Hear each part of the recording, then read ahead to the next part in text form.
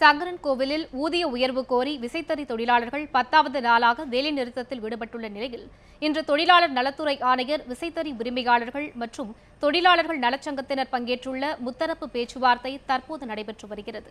இதுகுறித்து நமது செய்தியாளர் ஆல்வினிடம் கேட்கலாம். ஆல்வின், வணக்கம். இந்த பேச்சுவார்த்தை எங்கே நடக்கிறது? இதில் தீர்வு எட்டப்படுவதற்கு வாய்ப்புகள் உள்ளதா? வணக்கம் லலிதா. அதாவது திருநெல்வேலி மாவட்டம் சங்கரன் கோயில் விசைத்தறி ஊழியர்களுடைய போராட்டம் இன்று 10வது நாளை எட்டியிருக்கிறது.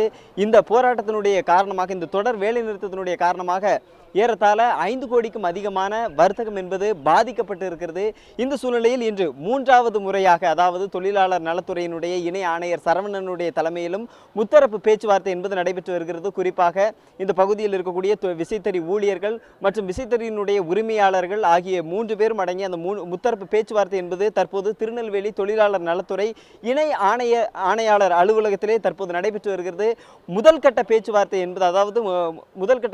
என்பது முடிவடைந்த நிலையில் தற்போது இரண்டாம் நிலை பேச்சுவார்த்தை என்பது தற்போது நடைபெற்று வருகிறது. இந்த நிலையில் இந்த பேச்சுவார்த்தையில் எது போன்ற கருத்துக்கள் எல்லாம் பதிவு செய்யப்பட்டது என்பது குறித்து பேசுவதற்காக நம்மோடு தோமுசாவினுடைய நிர்வாகி சண்முக சுந்தரம் இணைந்திருக்கிறார். அவரிடம் பேசலாம்.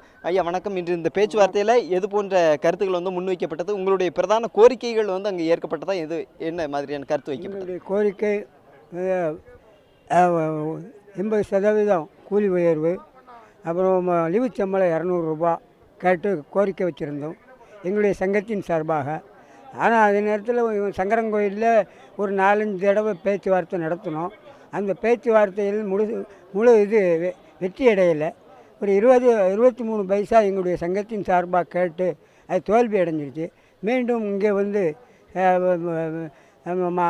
மாவட்ட தொழிலாளர் நல அலுவலகத்தில் வச்சு நம்முடைய டெப்டி லேபர் கமிஷனருடைய இதில் இங்கே பேச்சுவார்த்தை நடத்திக்கிட்டு இருக்கோம். அதே 23 பைசாவை நாங்கள் வலியுறுத்திக்கிட்டு இருக்கோம். அவங்க முதலாளி தரப்பில் இன்னும் தொடர்ந்து பேச்சுவார்த்தை நடந்துக்கிட்டு இருக்குது. அவங்க இன்னும் ஒரு சரியான முடிவு எடுக்கலை. எடுப்பாங்கங்கிறத நம்பிக்கையோடு இருக்கும். இன்னைக்குள்ள இந்த பேச்சுவார்த்தை, அதாவது இந்த தொடர்ந்து இன்னைக்கு 3வது முறையாக அந்த முத்தரப்பு பேச்சுவார்த்தை நடைபெற்றுட்டு வரக்கூடிய நிலையில் இன்னைக்குள்ள இந்த பேச்சுவார்த்தையில் ஒரு முடிவு எட்டப்படுறதுக்கான வாய்ப்பு எதுவும் இருக்குதா? உங்களுடைய தரப்பில் எதுவும் 23% இறங்கி வர்றதுக்கான வாய்ப்பு இருக்குதா? அது போன்ற கருத்து இறங்கி வருவதற்குண்டான வாய்ப்பு இல்லை. 23% குறைந்து நாங்கள் வாங்க போகிறதில்லை. அது எங்களுடைய சங்கத்தினுடைய ஒரு முடிவு. அது இந்த 23 பைசாவுக்கு அவர்கள் சொன்னாங்க 23 பைசாவுக்கு உள்ளே முடிக்கணும்னுங்காங்க. நாங்கள் 25லேருந்து 23க்கு வந்துட்டோம். அந்த 23 பைசாவுக்கு குறைஞ்சி நாங்கள் முடிக்க மாட்டோம். அதை நாங்கள் கமிஷனர்கிட்டே நாங்கள் வலியுறுத்தி சொல்லிட்டோம். அந்த இதை தான் இறுதி முடிவு, எங்களுடைய முடிவு. நாங்கள் அதில் குறைக்கிறதுக்கு உண்டான இது இல்லை.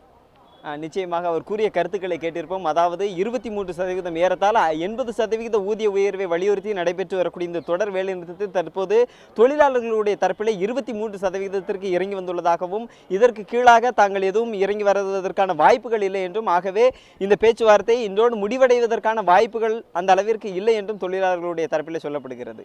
ஆல்வின், உங்களுடைய தகவல்களுக்கு நன்றி.